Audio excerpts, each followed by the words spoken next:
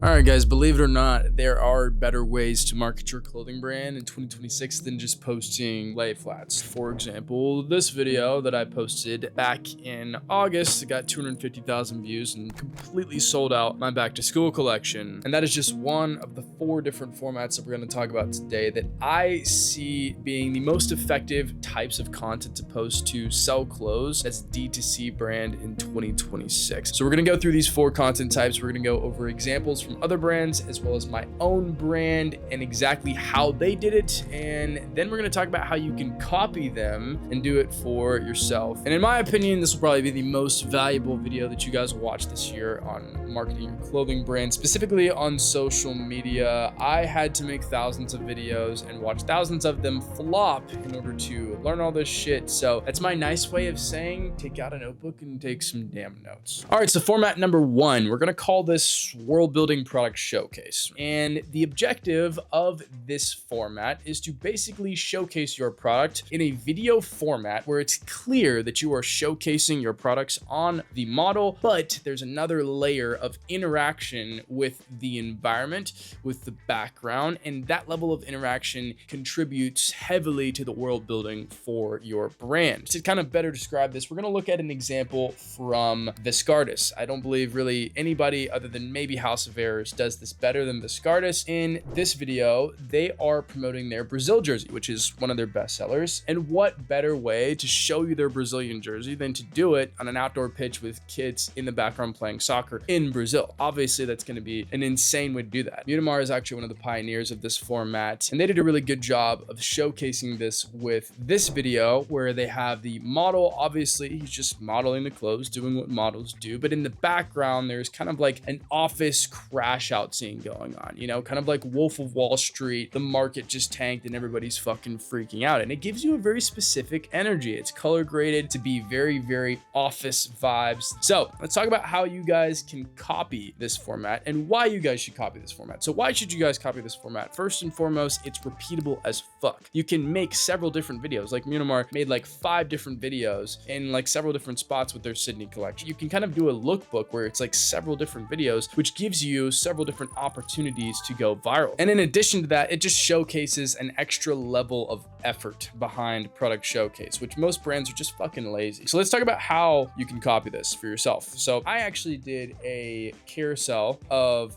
this format, and instead of the background super moving around, I decided to take an element where the camera was actually the frame and the element that's moving around in the frame. So what I did was I went to a junkyard. A junkyard is very representative of my brand's identity, which is very much engineered around imperfection and kind of embracing those imperfections. We set up the models in different spaces, and then the camera was kind of the element moving, right? We used the natural audio from the junkyard, right? Which is like saws going off in the background, grinders, welders, guys working all around. And then the models just kind of stood there and modeled like you would do in this format. We would go from one model to the next model to the next model. This format worked really well for us. The engagement on those posts were pretty good, and our sell-through on that collection was actually really, really solid. So that's proof of concept. Now, how can you do this for yourself? How can you replicate this and copy this for yourself? Well, step number 1 is identifying, okay, what are we trying to promote right now? Obviously, you're trying to promote a garment. Now, this garment should be congruent with the outdoor pitch in Brazil with the kids playing in the pitch. You need to think, okay, we've got this product. We're shooting it in a setting that's similar to the product, that frames the product very well. So for example, we had these tattered jeans with like oil stains. We called it a junkyard wash. And then we had wife beaters, we had jorts, very junkyard-esque kind of pants. And then you need to make sure that both of those first 2 elements are aligned with your brand's identity. For us, this was a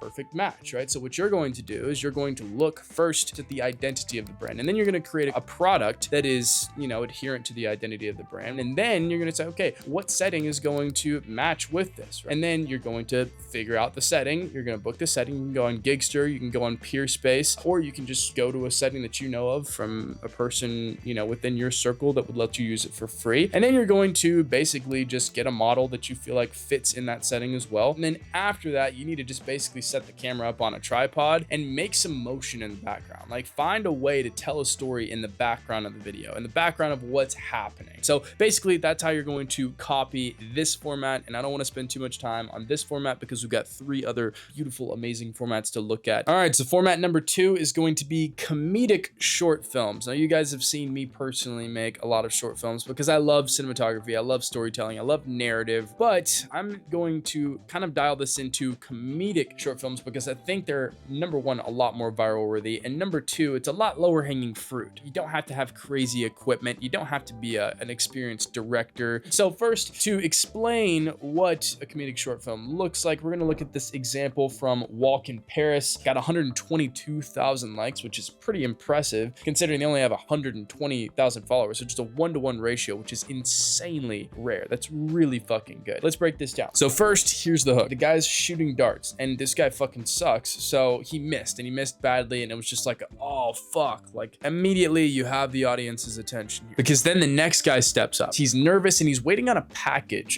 that comes up to the bar, and then when the package arrives, he goes and gets it, and it's a hat from Walk in Paris. It's kind of the hat that they're trying to promote for the brand. Now, the brand Paris, they're all about being smooth. So the guy puts on the hat, and then he goes up to throw the darts, and he fucking nails it. The next sequence of events is him just nailing every shot from all over the bar, and everybody's like, oh my gosh, this guy's a fucking goat. He's going crazy. He's going crazy. And then the one guy catches on, and he's like, I like your hat. I want to try that on. And then he gives it to him, obviously. And then the guy throws a dart without the hat, and he misses very badly. And it obviously hits somebody's foot, and the guy's like, oh my gosh. And that's kind of like the funny part of the video. And then the guy wearing the hat nails his shot. And it's like, oh my gosh, the hat's magic. The hat makes you slick. Buy the hat. And that is essentially a breakdown of what happened. In the beginning, immediately, curiosity gap created. The first guy sucks, and the next guy comes up. Is that guy going to be better or worse than the first guy who shoots? Curiosity gap. Now you're going to watch the whole video. Brilliant hook. Then we kind of bring a conflict into the story. The conflict is like, oh, well, there's this third variable that comes in, and this may affect whether that guy does better or does worse. And then we see that it does affect, and it makes him do it better, right? This is the conflict. Now, every comedic short film needs kind of a conflict. So whenever you go to make one of these for yourself, you need to be thinking, okay, number 1, I need to have the audience asking them a question right off the bat of this, like, oh, what's going on here? I see this happen. What's next? That's what they did with the dart. And that conflict is basically going to affect the answer to that question. So it's going to make it harder, that highlights the product. You need an element that says, hey, zoom in on the product. This is what we're focusing on. This is like the key to the story. All right, so let's get into how you are going to do this for your own brand. And to do this, I'm actually going to use one of my students' examples. His name is Siler, and his brand Lured is basically a brand centered around the hobby of fishing. So he's going to make clothes that kind of adhere to that hobby, and his content is also going to be adherent to the identity of his brand. Number 1, you need to start with the identity of your brand. Just like Siler did, he started with fishing. And the way that you're going to do this is just by finding like a belief or a lifestyle that kind of backs up your brand. So for Siler, it's kind of like chilling with your boys while fishing, right? That's kind of like the activity or lifestyle or belief associated with the brand. So for Siler, he started with that element of like, okay, we're going to make this kind of engineered around fishing and around this feeling of like fishing with your friends and that hobby. Just like in format number 1, the setting matters. Setting matters a lot. And the setting needs to be kind of adherent again to the identity of the brand that we established in step number 1. Now, most of you guys won't really have a super solid identity. My students do, because that's literally our whole thing. That's kind of what I teach, is identity development for organic marketing for clothing brands within Urban Unity. If that is something you guys would be interested in learning more about how to build that identity, that differentiating factor, that unique selling point, link is in the description of this video. If you guys want to apply, we don't take on many students, but if you guys want to start learning about identity development for free, there is a video in the description of this video called the 18 question framework. And this is actually a recording from a workshop I did last month where I kind of guide you guys through my personal framework that I built for kind of discovering what the identity of your brand should look like, feel like, based on who you are as a person. It's great for building self-awareness. I have all of my employees, all of my students, all of my colleagues go through this because it really just helps you to be a better creator and helps you to build and create things according to who you truly are. So if you struggle with identity, go and do one of those 2 things. But let's get back into picking a location. Now, once you have a solid identity, picking a location is typically pretty easy. Again, Gigster, Peerspace, ShareGrid, they all have good locations. If you want to rent something or if you want something cheaper, just find a homie or family member who has something cool that you can shoot in that's adherent to your brand's identity, which is kind of like the belief and lifestyle associated with your brand. So step number 3 is creating your characters, right? And your characters should essentially be an exaggerated version of your customer. It should be kind of like who your customer strives to be. You either want to make them really good or really bad, or like extremely ordinary at something unexpected. And pro tip here, I would probably pick people that you would use in future projects or people that you've used before in previous projects so that you can create this micro characterization element, which is essentially kind of like the repeated and recurring use of a person, which creates a character that lives inside your world, which people begin maybe relating to or looking up to, which makes the brand very physical and makes it kind of like a TV show. Number 4,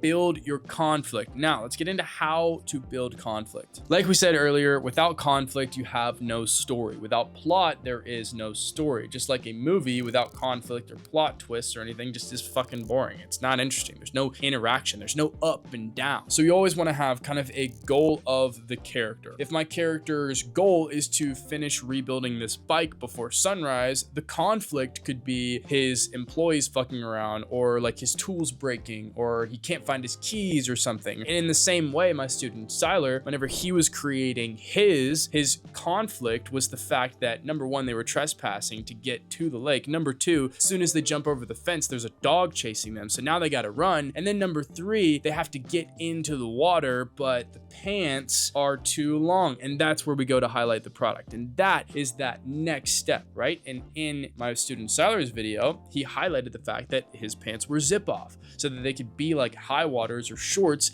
and you can kind of get into the water, which while telling a relatable story to Siler's audience, he also gave them a solution to a problem that most people fishing have probably had. And if you can highlight your product as the solution to a problem, just like Walk in Paris highlighted their product as a solution to be more classy, right? And obviously they did it in a more kind of funny ha-ha way. Siler did it in a very distinct, like this is real world application way. And that is by far the most powerful, which is why Siler's first drop did $10,000. With less than 3,000 followers, he did $10,000 with his first drop because he fucking killed this. I think his video got like 15,000 likes. He fucking crushed it. All right. So now that you guys know a little bit more about format number 2, the comedic storytelling short form videos, we're going to get into format number 3, and that's going to be skits. Now with skits, people have just kind of become allergic to traditional ad style, right? They're tired of the polished stuff. They're tired of looking at something and immediately it feeling like an ad, looking like an ad. They're just going to be fucking scrolling. So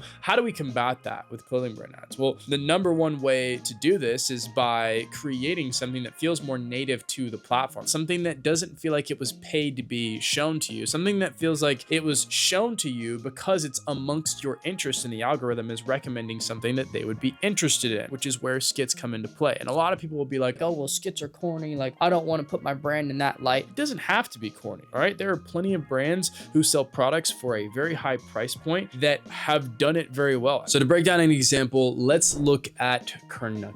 Right off the bat, it starts with a caption style that doesn't look corporate, which means that people are going to fucking watch it. So to make this video perform well, even though this is an ad and by the end of the video, you know it's an ad, it's just about getting people to watch that first 3 to 5 seconds and getting them to kind of go past that first 3-second mark. That's kind of what the hook's all about. So number 1, there's going to be a visual movement, right? A visual hook to kind of set up the scene. Boy and girl walking towards each other, right? That's a scenario we're very, very familiar with. It's used in movies, it's used in comedy, it's used in skits, it's used in real life. It's an exhilarating feeling in real life, especially, you know, for young people, right? Which is who they're targeting. So visual hook is the first element that they use to create this retention. The second element that they use is on-screen text. So the on-screen text is meant to, number 1, give context to the idea of the video, give them an idea of what they're watching. Number 2, hold you long enough so that you can read it while simultaneously subconsciously taking in the action that's on the screen, because your brain can process a lot more than you think it can, and it can actually process like 17 different things at one time without you even realizing it. And then third, it's just meant to look like a meme. It's meant to look like something that you would watch, like the most native, like popular content on the app. And then the third element is just framing a scenario that's number 1, simple, and number 2, relatable. So in this example, the scenario is somebody gatekeeping their shit, gatekeeping some clothing that they like. People do that all the time. And this is just a very relatable scenario. And then this is where the little sprinkle of genius is, right? They find a way to integrate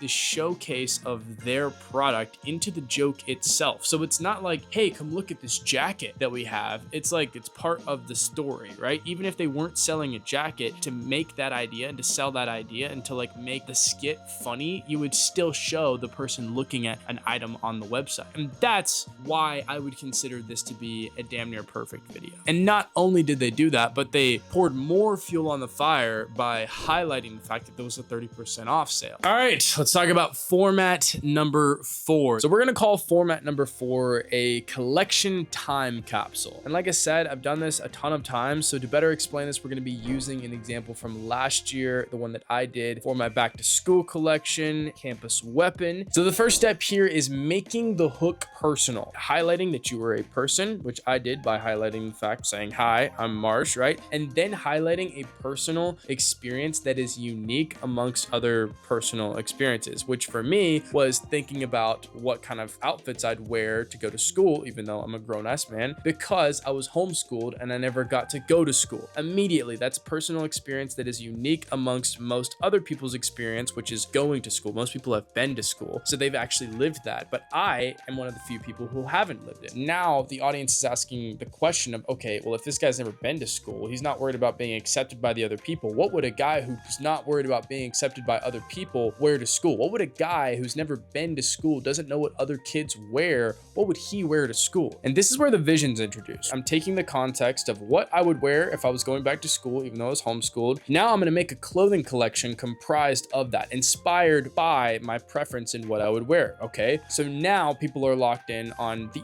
answer to the question and the fact that I'm answering it with a product that they can now share, that they can consume. I went into the fact that I wanted to make items for more chill, comfy days while also making items that were more elevated on days where I really wanted to put that shit on. And then I gave the date of the drop, I gave the number of pieces they could expect, I gave the time of the drop and an expectation of whether or not they could actually buy them or not. So if you want to do this for yourself as a brand owner, number one, you need to get in front of the camera and you need to think about your preferences and your taste and what actually inspired you to make the clothing. Then you need to set a goal, which could be making the clothing collection in like a specific time frame. My student Olga actually did that for her Black Friday campaign. I think she did $11,000 for her first drop, which is fucking phenomenal. And then you're going to introduce a unique component that makes that goal interesting. And then you need to explain and give proof of like, okay, here's how I'm gonna do it. And that's gonna push people through the plot. And then you can just kind of CTA and highlight the fact that, you know, the products will be available on this day if it's something you're interested in. And what this does is it creates a personal connection between the audience and your product. It creates a personal connection between your audience and the story. It creates a personal connection between you and your product, which the audience sees and immediately kind of deems more valuable, the product that is, because it's connected to you and it's not just some shit that you made to make money. And it kind of like creates a story and everybody enjoys a good story. So that's why the collection time capsule works and is so effective. I do this probably 4 times a year, pull out the big guns, tell a story, make a series. People love it. People become absolutely obsessed with the story and the collection behind it. It works so fucking well. And I would really encourage you to try this for yourself. And boom, just laid out your entire marketing calendar for the year of 2026. Those 4 strategies will carry you. They will produce results. Those are probably the top performing formats that I have seen. If you do these, I promise you, you will get results as you become better at making content. Again, if you guys want help with identity development, you can go and watch the free video and the link in the description, or you can apply to work directly with my team and I. Again, we don't work with many people. We turn down probably a few hundred every single month. So if you do want to work with us, please be thorough with your application. If you liked this, found some value in it, I would appreciate a like, maybe a comment, maybe subscribing. So I appreciate you guys listening. Thank you so much for interacting and engaging with the video, and I'll see you guys in the next one.